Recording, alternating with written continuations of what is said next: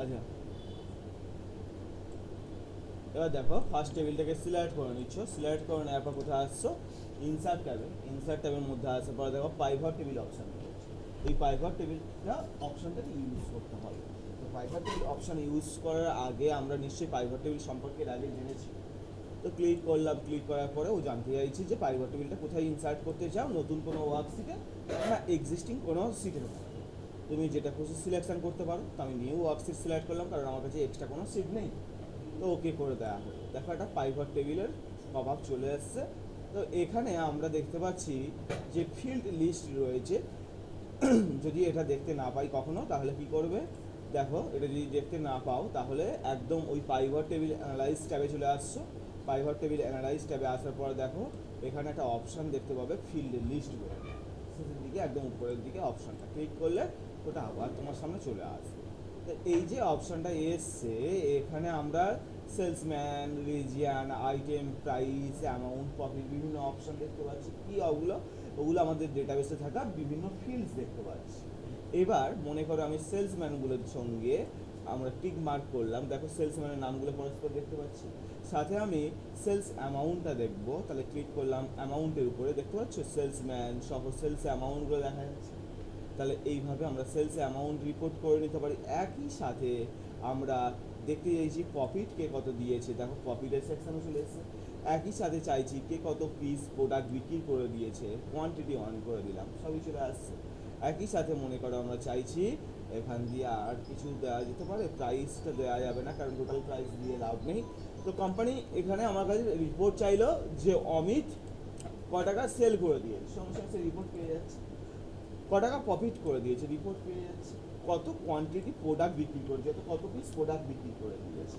এবার সেই রিপোর্টটা পেয়ে তো যাচ্ছে, কিন্তু অনেক সময় কি হয়, এখানে যেমন আজকের আমার কাছে 6জন ব্যক্তি 6টা এমপ্লয় রয়েছে, অনেক সময় হবে 600 এমপ্লয়, তখন তো এখান দিয়ে অনেকটা বড় রিপোর্ট চলে আসবে। তাহলে সেই সময় আমাদের ক্ষেত্রে একটা অপশানকে হেল্প নিতে হবে যার নাম স্লাইসার, যেটা থাকে ইনসার্ট ট্যাবের মধ্যে। এই যে অপশানটা স্লাইসার, সেটা আমরা পরে আসবো একটু। আমরা আগে ড্যাশবোর্ডিং রিপোর্টটা করবো। দেখো যে প্রবলেমগুলো আমাদেরকে ফেস করতে হবে, ফার্স্ট প্রবলেম, এই পাইভট টেবিলটার মধ্যে যে ডেটাগুলো দেখছো এটা কিন্তু নট এডিটেবল, অর্থাৎ এদেরকে আমরা এডিট করতে পারবো না। তাহলে আমরা যে ড্যাশবোর্ড করব, নতুন একটা সিট নিলাম, তো নাম দিলাম DASHBOARD ড্যাশবোর্ড নাম দিলাম। আমি এখানে রিপোর্ট করতে চাইছি যে কত সেলস হয়েছে, কত প্রফিট হয়েছে। এটা একটা বক্সের মধ্যে সুন্দরভাবে রিপোর্টিং থাকবে। চলে আসো শেপসের মধ্যে, চলে আসবে রেক্টাঙ্গেল শেপ, অর্থাৎ যে কোনো ফরম্যাটের শেপ টুল তুমি নিতে পারো, অসুবিধা নেই। তো শেপস ইনসার্ট করার পর আমরা Ctrl+C কপি, Ctrl+V পেস্ট পাশে রেখে দিলাম, Ctrl+V পেস্ট পাশে রেখে দিলাম। তাহলে এইভাবে আমরা তিনটে শেপ পাশাপাশি রেখে দিয়েছি। এবার আমরা চাইছি এখানে আমাদের টোটাল সেলস অ্যামাউন্টটা দেখাবে, এখানে আমাদের টোটাল প্রফিট অ্যামাউন্টটা দেখাবে, এখানে আমাদের টোটাল কোয়ান্টিটিটা দেখাবে। তাহলে দেখো শেপসের মধ্যে ফর্মুলায় ইনসার্ট করে কীভাবে, তার আগে আমরা শুনলাম যেটা এর মধ্যে যে ডেটাগুলো দেখছি নট এডিটেবল, তার জন্য আমরা কি করছি, এর মধ্য দিয়ে ডেটাটাকে বাইরে বের করে নেব। সিম্পলি ইকুয়াল সিম্বল দেবে, এটাকে সিলেক্ট করবে, এন্টার করবে। সিম্পলি ইকুয়াল সিম্বল দেবে, এটাকে সিলেক্ট করছে, এন্টার। ইকুয়াল সিম্বল, এটাকে সিলেক্ট করছে, এন্টার। দেখো লক্ষ্য করে এখানে যে ডেটাগুলো এসছে এগুলো পাইভট টেবিলের মধ্যে সঙ্গে লিঙ্ক আছে কিন্তু এর সঙ্গে অ্যাটাচ নেই, অর্থাৎ আমরা এগুলো চাইলে ডিলিট করতে পারবো, কিন্তু এই জায়গা থেকে কোনো কিছু টাচ হবে না, কারণ এদের সাথে লিঙ্ক আছে এই ডেটায়। এরা বাড়লে কমলে এও কমবে। লিঙ্ক আছে কেন বললাম, কারণ আমরা ম্যানুয়ালি লিখিনি, আমরা ইকুয়াল সাইনের দ্বারা সেলটাকে চিহ্নিত করে দিয়েছি।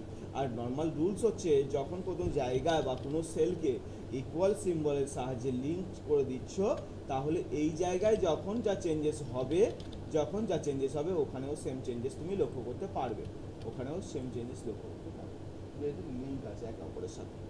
তার এই জায়গাটা আমরা পুনরায় সিলেক্ট করলাম, ডিলিট করলাম।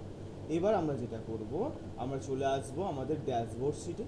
এখানে আমরা নাম্বারটা অর্থাৎ সেলস অ্যামাউন্টটা ডিসপ্লে করাতে চাইছি, সিলেক্ট করা হচ্ছে এই জায়গায়। চলে আসছি আমরা এই এফএক্স অর্থাৎ ফর্মুলা বারে চলে আসবে, ক্লিক করলাম, ইকুয়াল সিম্বল দেবে। এই ফর্মুলা বারের মধ্যে গিয়ে ইকুয়াল সিম্বল দিয়ে আমরা কোথায় সিট পাবো, সেই ডেটাটা সিট 1-এ পাবো।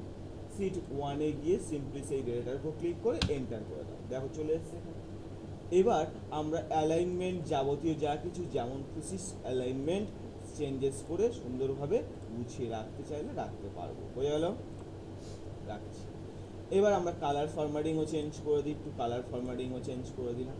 তাহলে দেখো এখানে ডেটা অরিজিনাল ডেটা এখানে রয়েছে, আমরা চাইলে এখানে ম্যানুয়ালি লিখে নিতে পারতাম, কিন্তু ম্যানুয়ালি লিখলে সমস্যা কী হবে, এ চেঞ্জেস হবে না, ফিক্স থেকে যাবে।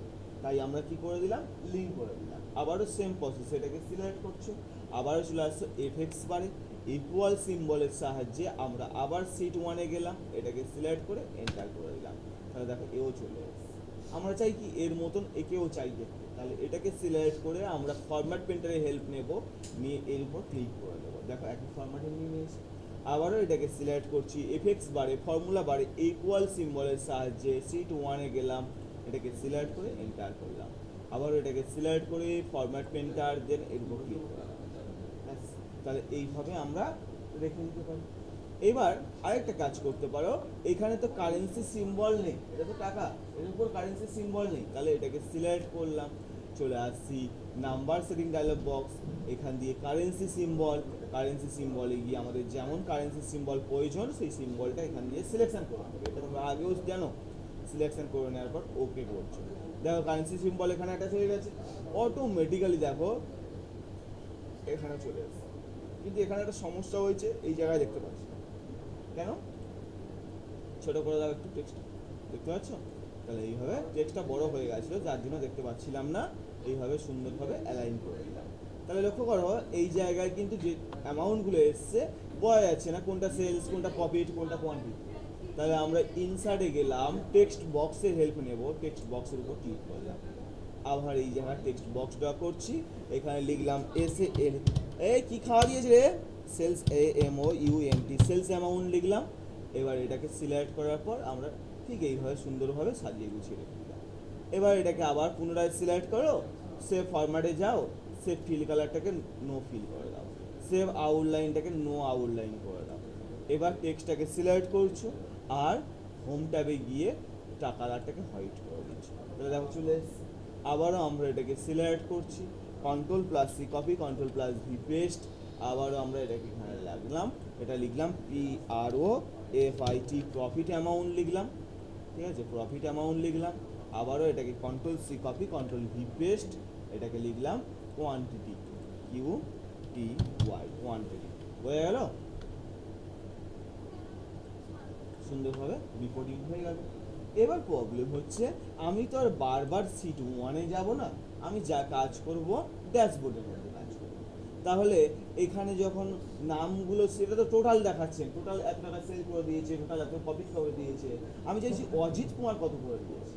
তখন তুমি কি করবে, এই পাইভট টেবিলের উপর ক্লিক করছো, চলে আসছো ইনসার্ট ট্যাবের মধ্যে, চলে আসবে স্লাইসার অপশনের মাধ্যমে, স্লাইসারের উপর ক্লিক করে আমি নেমটাকে সিলেক্ট করলাম, কাকে, সেলসম্যান, সিলেক্ট করে ওকে করে দিলাম। দেখো একটা স্লাইসার ইনসার্ট হয়ে গেছে।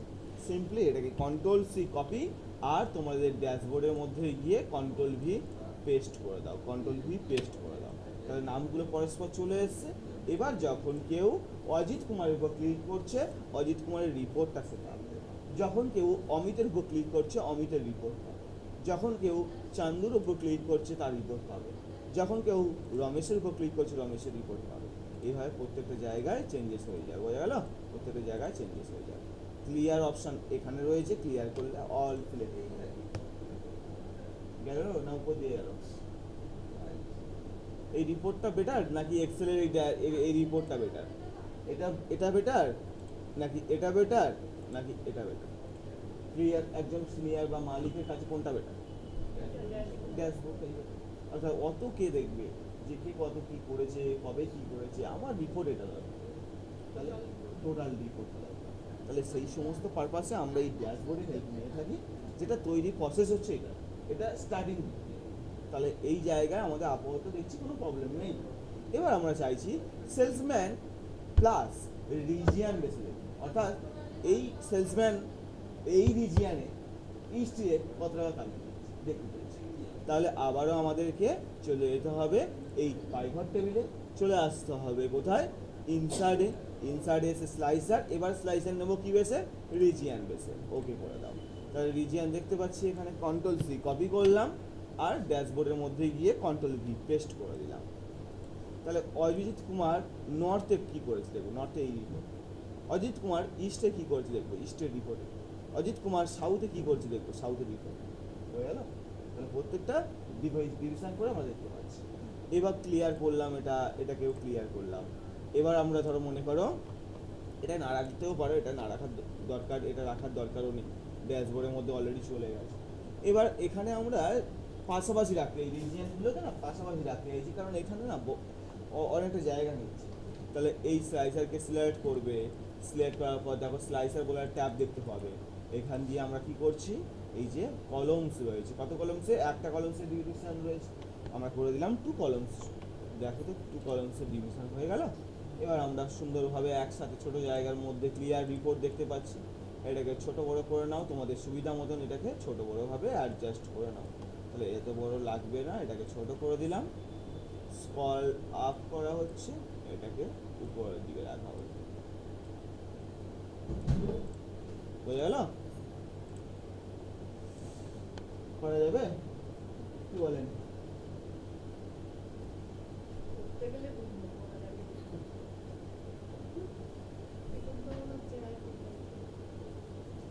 বাকিরা কি লাগছে, পারা যাবে না যাবে না?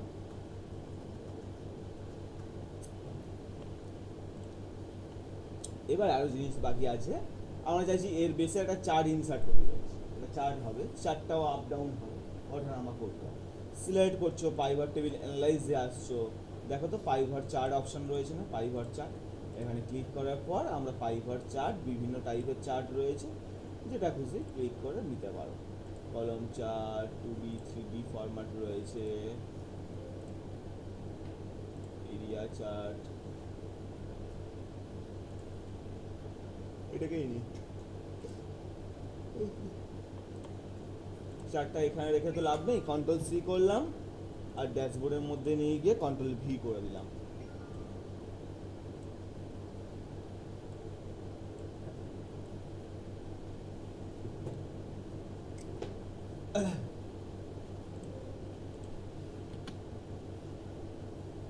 ঠিক আছে? এবার যখন কেউ অমিতের উপর ক্লিক করলো, তাহলে অমিতের কালারটাই শুধু শো হবে। ইস্টে ক্লিক করলো, অমিত ইস্টে এই রিপোর্ট করেছে, এর উপর ক্লিক করলো, দেখো প্রত্যেকটা জায়গায় চার্ট কিন্তু ডিফারেন্স কিছু আসছে না, কারণ কালার একটাই ধরছে, দেখতে পাচ্ছ রমেশের কালার ব্লু ধরে গেছে। তাহলে পাই চার্টে এই সমস্যাটা আসবে, তার জন্য তুমি চলে যাও আবারও চার্টে, কারণ একটা ধরনের কালার শো হচ্ছে না, পাই চার্ট তো ওরকমইভাবেই কাজ করবে। তাহলে এখান দিয়ে আমরা নিলাম, চলে আসো ড্যাশবোর্ডে, ক্লিয়ার করলাম, এটাকে ক্লিয়ার, এটা অলরেডি হয়ে আছে।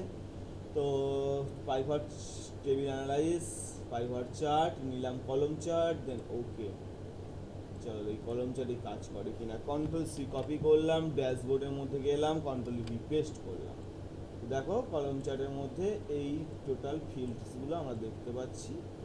তো মনে করো আমি দেখতে চাইছি অমিতের আছে ইস্টের রিপোর্ট, ইস্টের উপর ক্লিক করলাম, তাহলে ইস্টের রিপোর্টে এই রিপোর্টিংগুলো দেখতে পাচ্ছি। অমিত এইভাবে গেছে, বা সবচেয়ে বেস্ট আছে সিদ্ধু বলে একজন ব্যক্তি, সিদ্ধু সবচেয়ে হাইস্ট রয়েছে।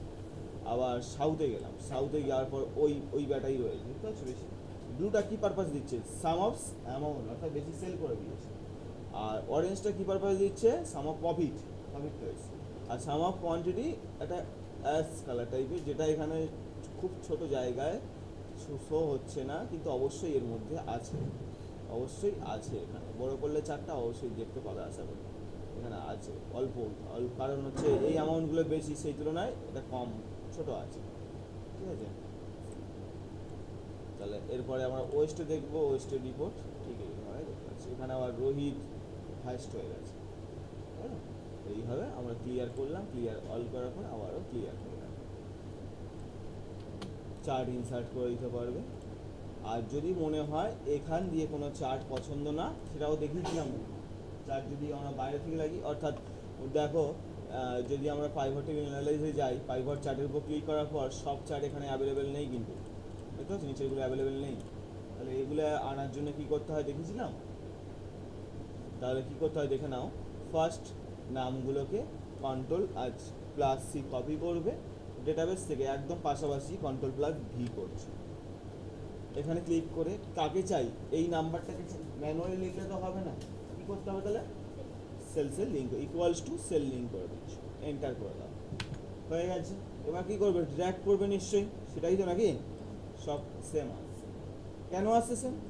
কারণ যখন তুমি ফর্মুলা দেখছো ডবল ক্লিক করার পর দেখছো, ডবল ক্লিক করার পর কী দেখছো দেখো, এখানে অজিত কুমারটাকে স্পেশাল করে ধরে রেখে দিচ্ছে, সেটা তো করলে হবে না, সবাই তাহলে অজিত কুমার হিসাবেই আসছে নাকি, তাহলে এখান দিয়ে আমরা কি করলাম, অজিত কুমার সেলটাকে সিলেক্ট করে দিলাম, তাহলে দেখুন সেল নাম্বারটা সিলেক্ট করেছে। এবার এন্টার করার পরে নাম্বারটা আসবে, এবার ড্র্যাগ করে দিই, হলো। আচ্ছা, সেমভাবে আমরা কি করছি, এটাকে সিলেক্ট করছি, ইকুয়ালস টু সিম্বল দিলাম, এটাকেও সিলেক্ট করে দিলাম, এখান দিয়ে অজিত কুমারটাকে আমরা আবারও হটিয়ে দিচ্ছি, দিয়ে কাকে নেব, ওই সেলটাকে নেব, অজিত কুমারের সেলটাকে, এন্টার করে দাও, আবারও সেম ইকুয়ালস টু, এবার এইটা হবে না, এটাকে আমরা আবারও চেঞ্জ করে দিলাম, এই সেলটাকে চিহ্নিত করে দিলাম, এন্টার করলাম, তাহলে এবার হলো কি ডেটাবেসটা পাইভট টেবিল থেকে বাইরে রয়েছে, কিন্তু এমনটা না যে পাইভট টেবিল থেকে সম্পূর্ণ লিঙ্ক ছাড়া রয়েছে, লিঙ্ক অবশ্যই রয়েছে প্রত্যেকটা। তাহলে এবার সিলেক্ট করে এইটুকু জায়গাতে চলে আসবে ইনসার্ট রিকমেন্ডেড চার্ট, এখান দিয়ে অল চার্টস, দেখো সমস্ত চার্ট এবার অ্যাভেলেবেল দিচ্ছে, সমস্ত চার্টস অ্যাভেলেবেল দিয়ে দিচ্ছে, ওকে করে দাও, চার্ট ইনসার্টও হয়ে যাবে, হয়ে গেল। হ্যাঁ হ্যাঁ, সিলেকশন গুলিয়ে গেল রে, কন্ট্রোল জেড করলাম, কন্ট্রোল জেড করলাম, তাহলে দেখো কন্ট্রোল সি কপি করলাম, আর ড্যাশবোর্ডের মধ্যে এসে কন্ট্রোল ভি পেস্ট করে দাও, সুন্দরভাবে চার্ট চলে এসছে।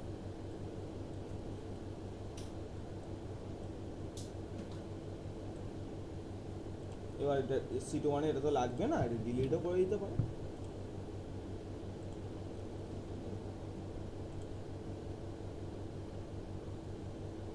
হয়ে গেল।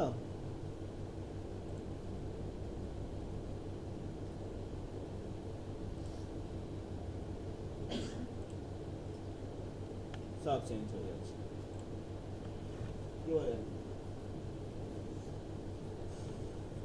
আচ্ছা, এবার এটা তো আমাদের বেসিক পার্ট, আমাদের অ্যাকচুয়ালি ড্যাশবোর্ডটা কী লেভেলে আসবে বা কী লেভেলে আমরা কাজ করবো সেটা একটু দেখো।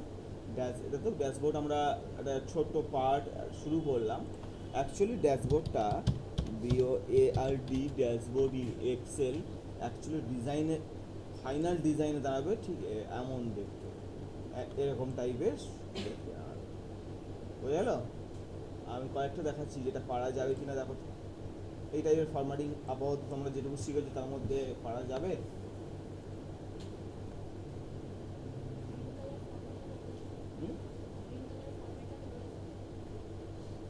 গ্রিন কালার ফরম্যাটটা কোথায় রয়েছে? হ্যাঁ, চার্টের কালারের জন্য বলছো?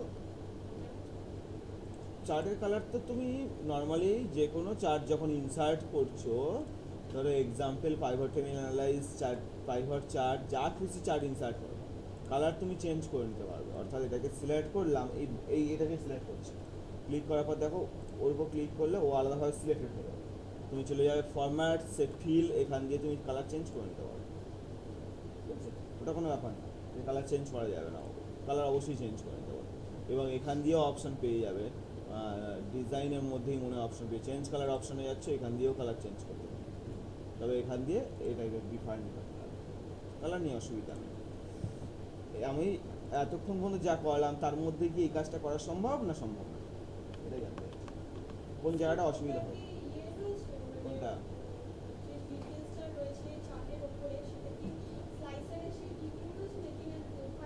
পাইভট টেবিলটা ওখানে রয়েছে, আর এই যে পার্টটা রয়েছে এটা পাইভট টেবিলের পার্ট রয়েছে, এটাও সেই, এটাও সেই। আর কি অসুবিধা, আর কি কোনো সমস্যা? এই উপরে পোর্শন দুটো কি রয়েছে, এটাই দুটো স্লাইসার রয়েছে, দেখতে পাচ্ছ? আর তারপরে নিচের বক্সগুলো যে শেপস নিয়ে আমরা কাজ করলাম সেই জিনিসটাই রয়েছে। এটা পাইভট টেবিল, চারটে টেবিল আছে এখানে, 1 2 3 4টে টেবিল রয়েছে, এখানে দুটো চার্ট ইনসার্ট করে দিয়েছে, ব্যাস এইটুকুই তো কাজ। আচ্ছা, চলো দেখি আর কেমন টাইপের ডিজাইন এই মুহূর্তে করতে পারবে আশা করি। এটার মধ্যে সব না পারলেও কিছু ডিজাইন অবশ্যই পারা সম্ভব। আচ্ছা ঠিক আছে, ওটা বাদই দিলাম। চলো দেখি আদার্স কিছু।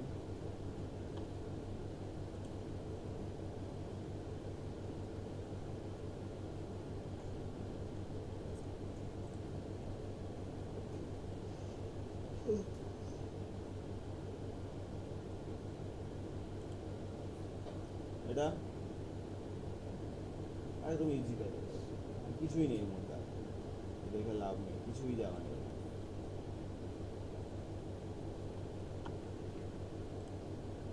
এটা কি বলে, করা যাবে না? যাবে না? কোথাও কোথায় অসুবিধা হবে বুঝতে বলো আমাকে, যে এই চারটার এই জায়গাটায় অসুবিধা হবে, সেই জায়গাটা আমাকে একটু বলো। যেটা প্রথম দেখলে তার থেকে ইজি আছে আশা করি, তার থেকেও ইজি।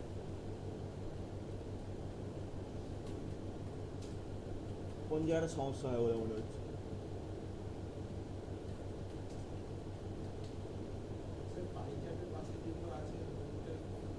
পাই চার্টের পাশে এইটা, এটা এটা তো সেই যেটা আমরা ওখানে অ্যামাউন্টগুলো করলাম সেম সেম বক্সের মধ্যে, সেম জিনিসটা এখানে করেছে, তবে এই জায়গাটায় একটু ডিজাইনটা বা ফরম্যাটিংটা একটু ডিফারেন্স করেছে।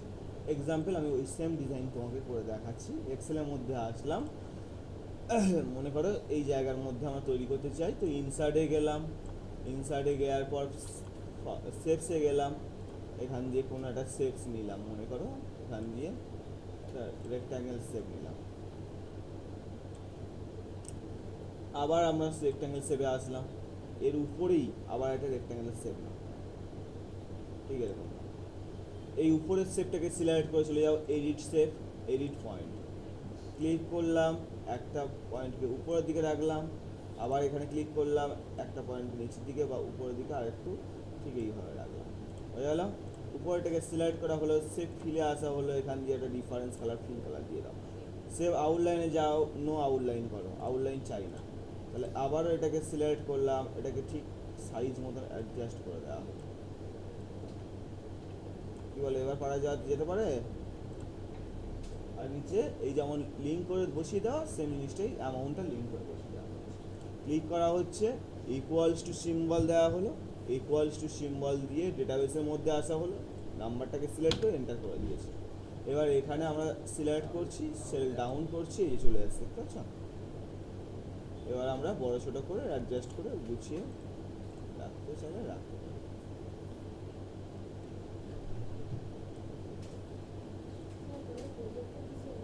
হ্যাঁ, প্রজেক্ট না, এটা আগে শুরু করো, তারপর তো প্রজেক্ট আসবে, ঠিক আছে?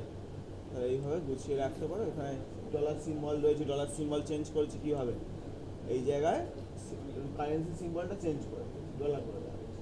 আর কোথায় সমস্যা আছে বলো?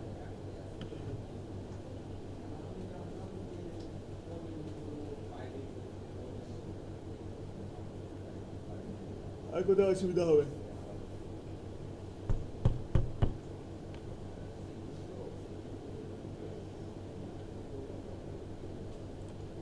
এটা চার্টগুলো সেম চার্ট দিতে হবে এমন না, কারণ সেম চার্ট তুমি নাও পেতে পারো, কারণ সেটা ভার্সনের উপর ডিপেন্ড করে। এই চার্টটা তুমি পাবে না, এটা কলম চার্ট রয়েছে মনে হয়, দেখি তো, পাবে না, না এটা পেয়ে যাবে আশা করি। এটা কলম চার্ট রয়েছে মনে হয়, অর্থাৎ অনেকগুলো ডেটাবেস আছে বলে এরকম সরু সরু লাইন দেখতে পাচ্ছি, অনেকগুলো ফিল্ড আছে, তাছাড়া কিছু না। ঠিক আছে, চার্ট তুমি চাইলে ডিফারেন্স দিতে পারো, আমার দরকার এই ফরম্যাটিংটা সেম লুকটা যেমন আছে, অর্থাৎ যত সুন্দর ড্যাশবোর্ডটা সাজাবে গোছাবে তত সুন্দরই লুকটা লাগবে এবং ইন্টারেস্টটা তার প্রতি রাখবে। তাহলে এটাও আশা করি কোনো জায়গায় অসুবিধা হবে না আশা করি, কী বলে বাকিরা? এগুলো স্লাইসার রয়েছে, এগুলো সেই বক্সের মধ্যে পার্ট রয়েছে, আর বক্সের কালার চেঞ্জ করতে নিশ্চয়ই পারবে, সেই ফরম্যাট থেকে চেঞ্জ করে দিচ্ছে। আর চলো নেক্সট আমরা আগাচ্ছি। হ্যাঁ, এটা বাম দিকে, এদিকে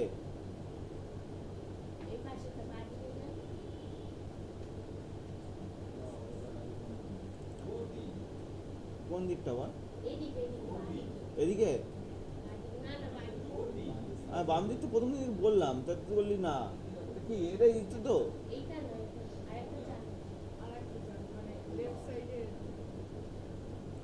মানে ড্যাশবোর্ড অন্য অন্য কথা বলছিস? এদিকে নিচে এদিকে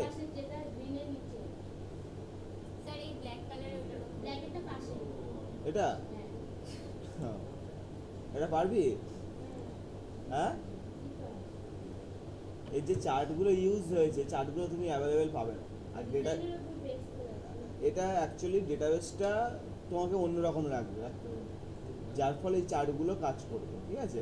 যেমন এখানে সিটি ফিল্ড রয়েছে, এখানে ডিফারেন্ট টাইপ অফ রয়েছে। এটা ড্যাশবোর্ড করেছে ঠিকই, কিন্তু এর যে রেকর্ডটা রয়েছে অর্থাৎ ডেটাবেসটা রয়েছে, সেই ডেটাবেসটা তুমি জোগাড় করতে পারবে না বা এই ধরনের লুক আনতে পারবে না সমস্যা, কারণ অনেক ফিল্ড আছে এখানে, অনেক বড় ডেটাবেসের কাজ রয়েছে, বুঝলো?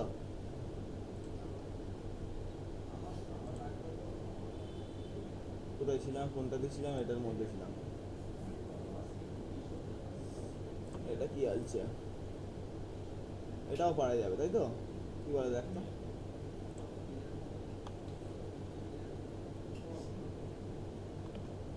কি বলে? এটা ইজি তো? আপনি ইজি বলেছেন মানে আমি আর কিছু দেখবো না।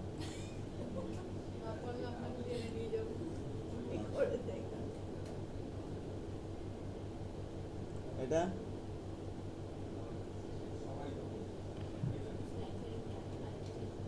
কালার দিয়ে লুকটা রেখেছিস কি করে রেখে দিয়েছে? কিছুই নেই কিন্তু ভেবে দেখো, আমরা যা কাজ করি সেগুলোর মধ্যেই রয়েছে, কালার দিয়ে লুকটাই চেঞ্জ করে দিয়েছে। এই জায়গাগুলো একটু একটু পারবে না, এই যে এই যে জায়গাগুলো এটা কি করে রেখে দিয়েছে বলো তো? এটা অ্যাকচুয়ালি আমার ড্যাশবোর্ডের মধ্যে অনেক সময় সুন্দর ডিজাইন করার জন্য এমন করে রাখা হয়, যেমন এরকম একটা ফাঁকা জায়গা রয়েছে, এখানে ডেটাবেস রয়েছে, এখানে পাইভট রয়েছে,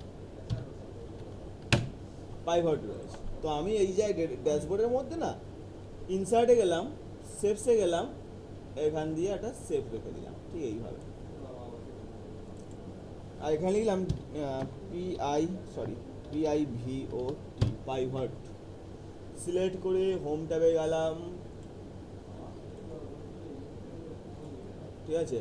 সিলেক্ট করলাম, কন্ট্রোল-C কন্ট্রোল-V করলাম, এখানে লিখে রাখলাম ডেটা, ডবল ক্লিক DATA। যখন ইউজার পাইভটের উপর ক্লিক করবে সে পাইভট টেবিলে চলে যাবে অটোমেটিক্যালি, পাইভট টেবিলে। যখন ইউজার ডেটার উপর ক্লিক করবে ডেটাবেসের মধ্যে চলে যাবে। কীভাবে কাজ করবে? এটা অপশান তৈরি করে দিয়েছে, রাইট ক্লিক করছো বক্সটার উপরে, লিঙ্ক অপশান, লিঙ্কে আসার পর বলবে প্লেস ইন দিস ডকুমেন্ট, অর্থাৎ এই ডকুমেন্টের মধ্যেই প্লেস হবে। ক্লিক করে এই ডকুমেন্টে কোথায় প্লেস হবে? পাইভট, তাহলে পাইভট সিটে প্লেস হবে। ওকে, এটার উপর রাইট ক্লিক করছো, link option, place in this document, কোথায় প্লেস হবে? ডেটার মধ্যে গিয়ে প্লেস হবে। জুম আউট করো, এইবারে আমরা যখনই এর উপর ক্লিক করবো দেখো পাইভটের মধ্যে, আবার ড্যাশবোর্ডে আসলাম, এর উপর ক্লিক করলাম, ডেটাবেসের মধ্যে চলে যাবে, বুঝলো? এটা সুন্দর জিনিস করে। আবার ধরো মনে করো এখানে তৈরি করে হলো ভিজিট আওয়ার সাইট, মনে করো এখানে একটা সেভস দিয়ে এটাকেই কপি পেস্ট করে নিই, না কন্ট্রোলের সঙ্গে আবার ক্লিক করলাম, কপি পেস্ট, এখানেই তৈরি করে রাখলো ভিজিট সাইট বা ওয়েব বলে লিখে রাখলাম, VISIT, ভিজিট। আচ্ছা, এরপর রাইট ক্লিক করা হলো, ও রিমুভ লিঙ্ক, আবার রাইট ক্লিক, লিঙ্ক অপশান, এখানে নেবে এক্সিস্টিং ফাইল আর ওয়েব পেজ, আর ওয়েবসাইটটা এখানে লিখে নেবে, যেমন লিখলাম www.yctc.org.in, এরকম একটা ওয়েবসাইট লিখলাম, লিখে ওকে করলাম। যখনই তুমি এর উপর ক্লিক করবে তাহলে ওই ওয়েবসাইটটা খুলে যাবে, এরকমভাবে লিঙ্ক করে রাখবে। বোঝা গেল নাকি উপর দিয়ে গেল?